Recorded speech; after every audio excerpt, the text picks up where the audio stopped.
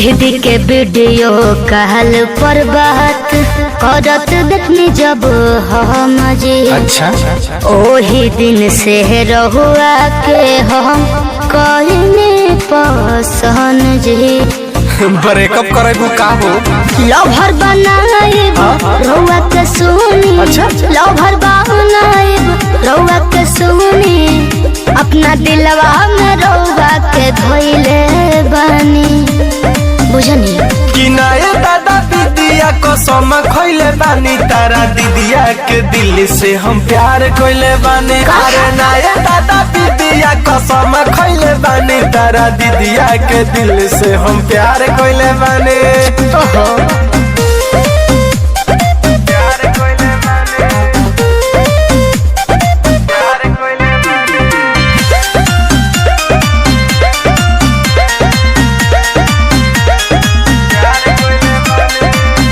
हमारा पयतना तू हो खोना फिदा होखे वाला हम तोहार होई जीजा।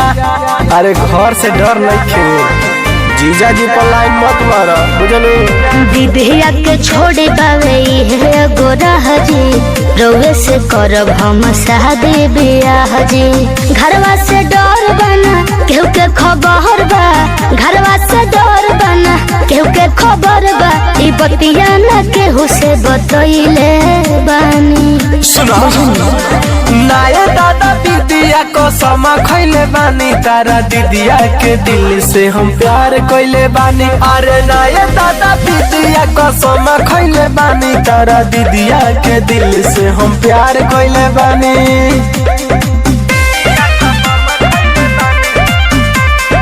Music by Saurabh Govind.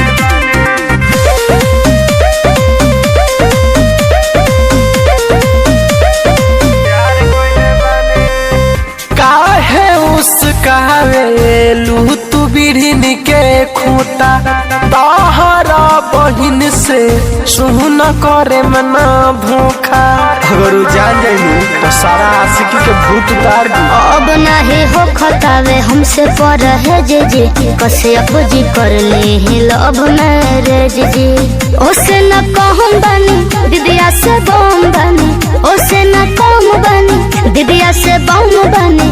मन में हदहस दिलवा लगइले बानी जी। नए दादा दीदिया कसम खइले बानी तारा दीदिया के दिल से हम प्यार कइले बानी। अरे नए दादा दीदिया कसम खइले बानी तारा दीदिया के दिल से हम प्यार कइले बानी।